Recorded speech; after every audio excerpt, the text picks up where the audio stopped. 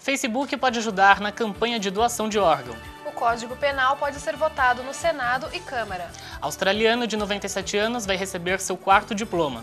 Gasto dos brasileiros dobram com serviços. 11 de junho de 2012, o jornal Uninove está começando agora.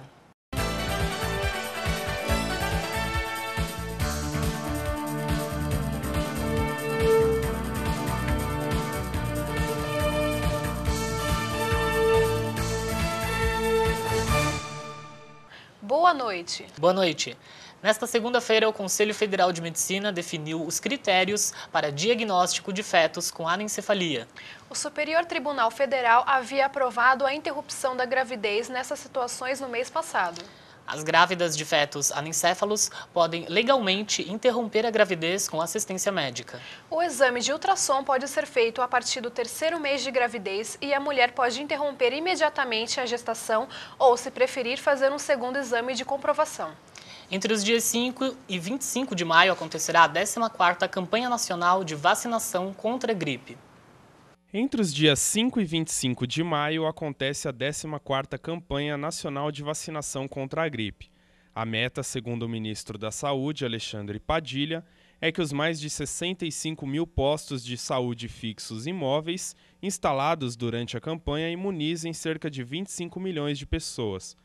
A campanha de 2012 vai imunizar crianças de 6 a 24 meses, gestantes, idosos, indígenas, profissionais de saúde e até detentos, que receberão a dose que imuniza contra gripes sazonais e a gripe suína.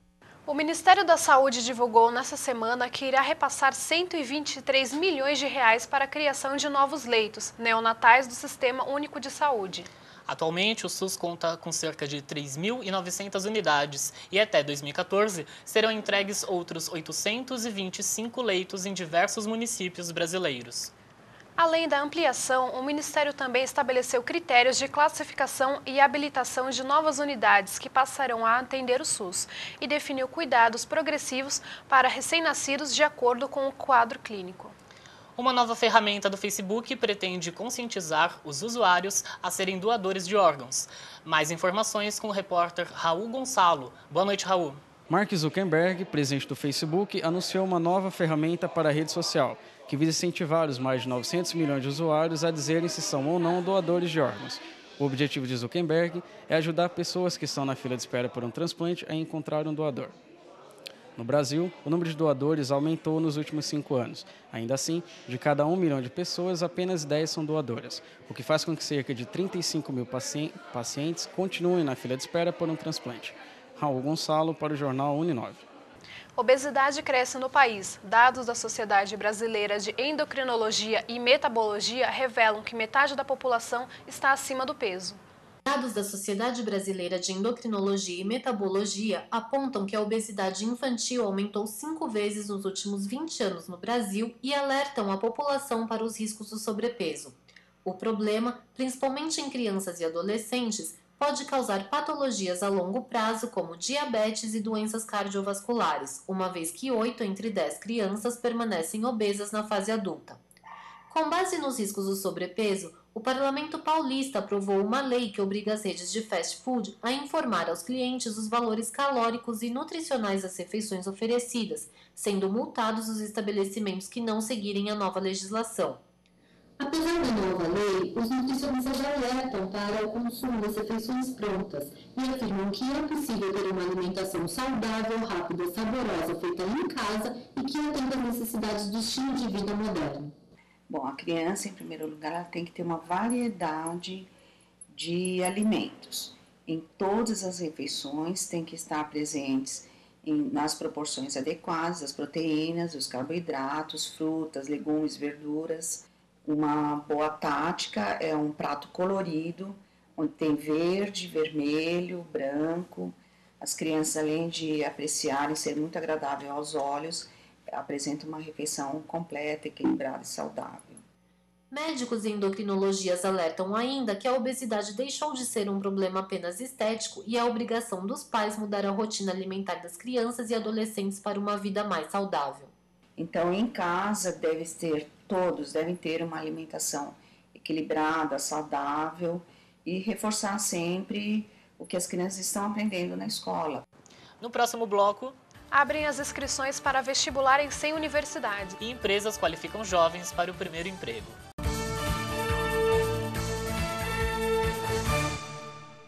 A vida profissional é como nas quadras: competição, garra, determinação.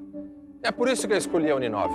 Aqui os professores são altamente qualificados, a infraestrutura é completa, campus de fácil acesso e o melhor de tudo isso é que a Uninove prepara você para o mercado de trabalho. Faça como eu e os mais de 100 mil alunos.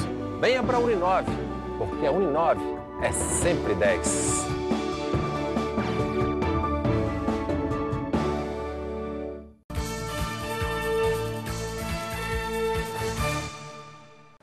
O governador do Distrito Federal, Aguinaldo Queiroz, sancionou hoje uma lei que proíbe os trotes violentos contra estudantes. Agora serão consideradas violentas atitudes que afetarem a integridade física ou psicológica dos alunos, familiares, parentes e amigos e qualquer pessoa que estiver próxima aos locais dos trotes, dentro ou fora das instituições de ensino. O Conselho Universitário de Brasília aprovou em março o texto base da resolução. O relator da proposta, professor Davi Renaud, afirma que a resolução barra todos os trotes que usam violência e até os que recepcionam calouros com ovos, farinha e tinta. Entra em vigor, no dia 1º de junho, o reajuste de 10% no valor das bolsas para mestrado e doutorado. O anúncio foi feito hoje pelo presidente do Conselho Nacional de Desenvolvimento Científico e Tecnológico, Glaucio Oliva. Com o reajuste, as bolsas de mestrado vão subir de R$ 1.200 para R$ 1.320 e a de doutorado de R$ 1.800 para R$ 1.980. O último ajuste foi feito em 2008 e, por isso, a Associação Nacional de Pós-Graduação considera que o ideal para reparar a desvalorização destes 3 anos seria de 40%. Segundo a Coordenação de Aperfeiçoamento de Nível Superior, de 2008 até hoje, o número de bolsas subiu 75%, passando para 71 mil bolsistas no país. Quem pretende entrar em uma faculdade no segundo semestre precisa se apressar, não é mesmo, Joyce Moretti? Boa noite. É isso mesmo, Felipe. As inscrições para os processos seletivos em mais de 100 universidades do país devem se encerrar nas próximas semanas. Para os alunos que pretendem prestar vestibular para as universidades federais, é importante lembrar que as vagas serão oferecidas pelo Sistema de Seleção Unificada, o SISU, que é organizado pelo Ministério da Educação. Porém, a assessoria do MEC informa que ainda não há data para as aberturas dessas inscrições.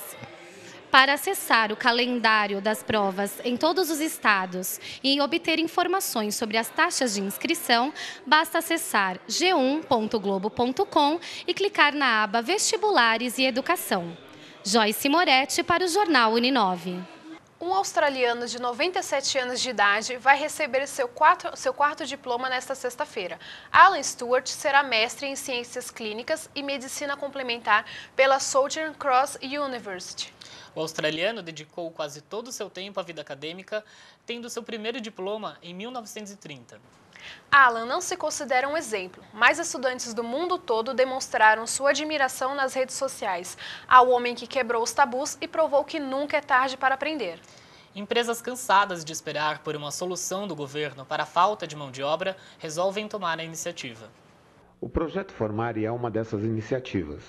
Usando uma rede de empresas que tem como colaboradores educacionais seus próprios funcionários, auxilia na formação social e ajuda o jovem em seu primeiro emprego. O resultado de 2 pesquisas realizadas em 2007 e 2011, aplicadas em toda a rede, comprova que a educação é um mecanismo fundamental da transformação social. Então, aqui no Projeto Formar, a gente aprende, além de aprender valores, a gente aprende a trabalhar em grupo, entendeu? E o relacionamento aqui é muito estável.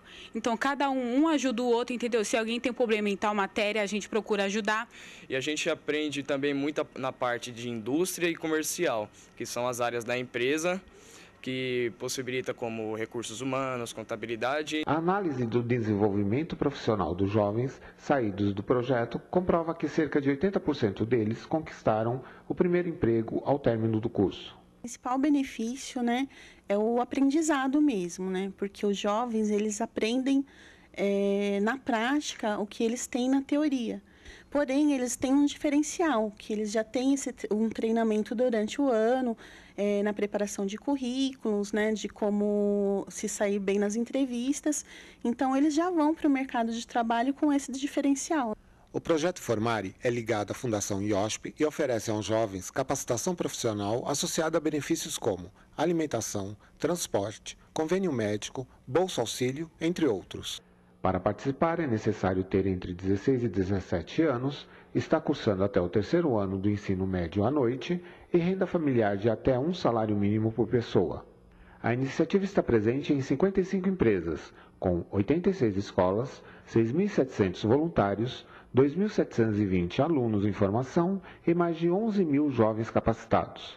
Inel Almeida, para o jornal Uninove. A comissão de juristas responsável por elaborar o anteprojeto do Código Penal prorrogou em 30 dias o prazo para entregar o documento ao presidente do Senado, José Sarney. Segundo o presidente da comissão, Gilson Dipp, com o prazo maior é possível avaliar a inclusão de novos temas na redação, como cybercrimes e crimes do colarinho branco. Quando receber o anteprojeto, Sarney deve criar uma comissão especial para discutir o assunto, para que a proposta comece a tramitar na forma de um projeto de lei. O Código Penal precisa ser votado no Senado e Câmara antes de ir ao plenário. O texto deve ser entregue ao Congresso até 25 de junho. Depois de muita polêmica, a Lei Geral da Copa de 2014 foi finalmente aprovada. Os detalhes com Rafael Brasil. Boa noite, Rafael.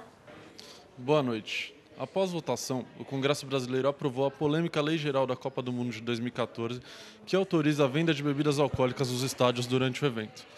Porém, os senadores não alteraram o artigo do Estatuto do Torcedor, que proíbe a venda de bebidas, e sim o suspenderam durante a Copa das Confederações 2013 e a Copa do Mundo de 2014. No entanto, a suspensão do artigo é uma medida transitória. E ela tem que ser negociada as autorizações das permissões com os estados-sedes. Rafael Brasil, para o Jornal Uninove. O ministro do Supremo Tribunal Federal, Celso de Mello, aceitou o pedido da defesa do bicheiro Carlinhos Cachoeira e suspendeu o depoimento na CPI, que estava marcado para esta terça-feira. Com esta decisão, Cachoeira só poderá depor após o julgamento. Neste período, o ministro vai pedir informações ao presidente da CPI e dar um prazo para a Procuradoria-Geral da República dar um parecer sobre o assunto. Daqui a pouco. São Paulo. Vereadores discutem a criação do pedágio urbano. Saúde. Ministério repassa milhões de reais para hospitais privados.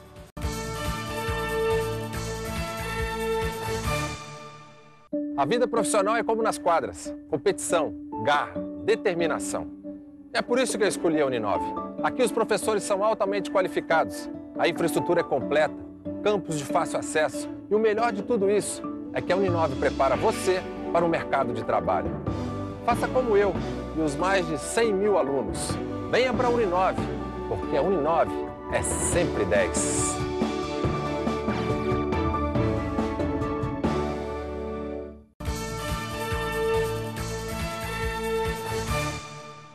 Mães protestam contra a homofobia na principal avenida de São Paulo.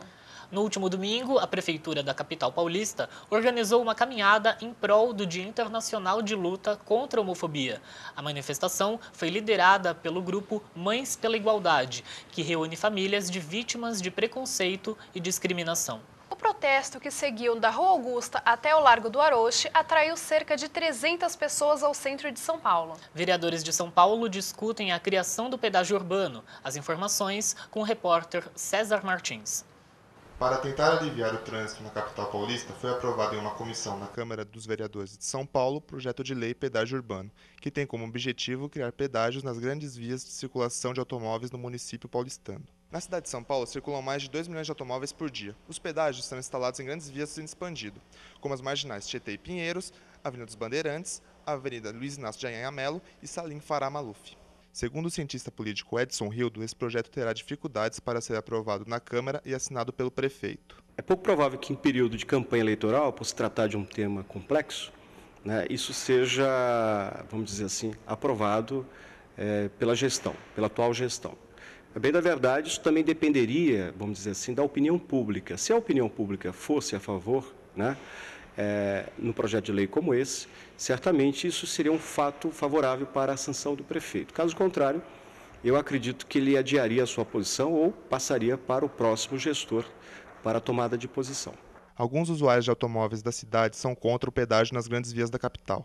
A publicitária Natália Pelizari afirma que o dinheiro do projeto não será usado para a melhoria nas vias públicas. Eu sou contra, porque a gente já paga um absurdo num carro, paga impostos e PVA, gasta um absurdo de combustível e eu acho que esse dinheiro não vai retornar para o cidadão. O auxiliar financeiro Kleber Torres, que usa o transporte público, também é contra o projeto de lei. O governo não vai ajudar na melhoria do transporte público, até porque existem outros métodos que eles deveriam estudar para melhorar isso daí para a população. Então eu sou contra. Trânsito tem queda no horário de pico em São Paulo. Boa noite, Felipe. Segundo o levantamento da Companhia de Engenharia de Tráfego, o trânsito da cidade de São Paulo teve redução de 10% a 20% no horário de pico entre os anos de 2008 a 2011. Os dados são resultado da comparação com as médias das lentidões máximas diárias das 7 às 10 da manhã e das 5 da tarde às 8 da noite. De acordo com a CET, uma das melhores medidas que contribuiu para a redução de congestionamento foi a restrição ao tráfego de veículos pesados nas principais avenidas da cidade. Claudinei Teixeira para o Jornal Uninove. Motoristas que desrespeitarem ciclistas nas ruas de São Paulo serão multados a partir de hoje. Segundo nota da Companhia de Engenharia e Tráfego, se aproximar muito da bicicleta, fechar o ciclista ao virar à direita ou ultrapassar sem diminuir a velocidade, pode gerar multa e tirar até 3 pontos da carteira. A fiscalização é válida para toda a cidade, mas será intensificada em mais vias onde há maior índice de acidentes, como as avenidas Paulista e Brigadeiro Luiz Antônio. Filho do empresário Eike Batista é indiciado pela morte de um ciclista na Baixada Fluminense, no Rio de Janeiro. O estudante foi indiciado na última semana por homicídio culposo, quando não há intenção de matar. Segundo o inquérito, Todd dirigia de maneira imprudente a mais de 135 km por hora no momento do acidente. O inquérito será entregue ao Ministério Público na próxima semana e os promotores vão decidir se ele será denunciado ou não à Justiça. Os advogados que cuidam da defesa do estudante contestam o laudo da perícia, afirmando que é impossível compreender como os peritos chegaram à conclusão de que a velocidade do carro no momento do acidente era de 135 km. Esperam que o inquérito seja arquivado. Todd atropelou o ciclista Wanderson Pereira dos Santos na rodovia Washington Luiz, na altura de Xerém, na Baixada Fluminense, em 17 de março desse ano. Nos últimos 9 anos, os gastos dos brasileiros com a contratação de serviços dobraram. Os números são do Instituto Data Popular, com base em dados do IBGE de 2002 a 2011. As despesas com salão de beleza, lavanderias e outros serviços esporádicos tiveram crescimento de mais de 100%. Já TV a cabo, telefonia e energia registraram um crescimento de quase 170%.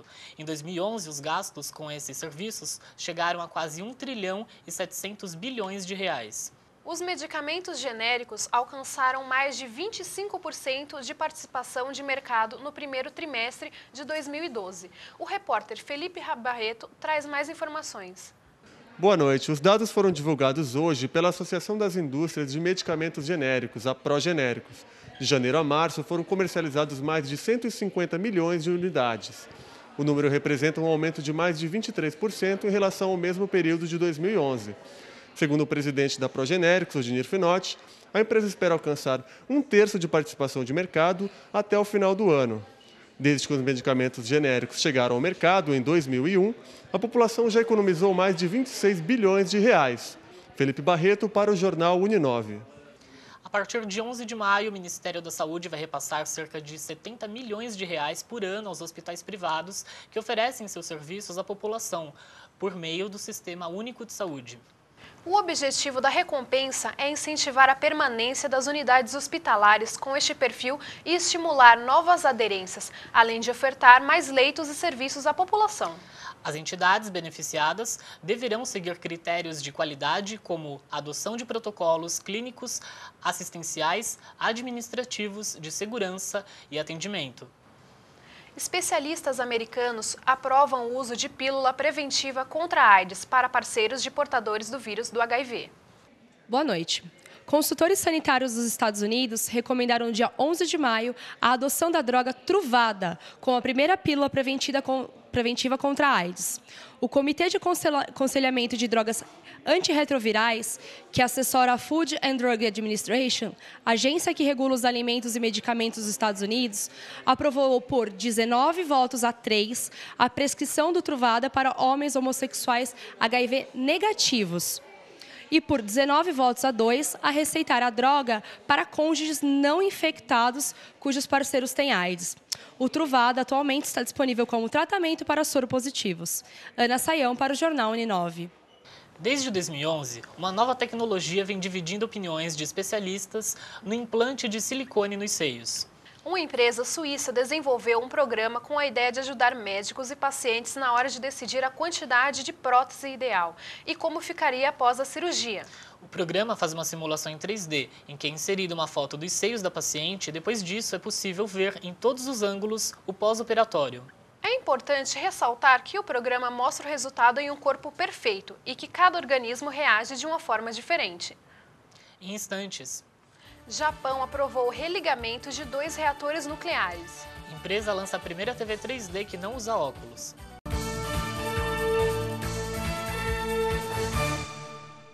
A vida profissional é como nas quadras: competição, garra, determinação. É por isso que eu escolhi a Uninove. Aqui os professores são altamente qualificados, a infraestrutura é completa, campus de fácil acesso e o melhor de tudo isso é que a Uninove prepara você para o mercado de trabalho. Faça como eu e os mais de 100 mil alunos. Venha para a Uninove, porque a Uninove é sempre 10.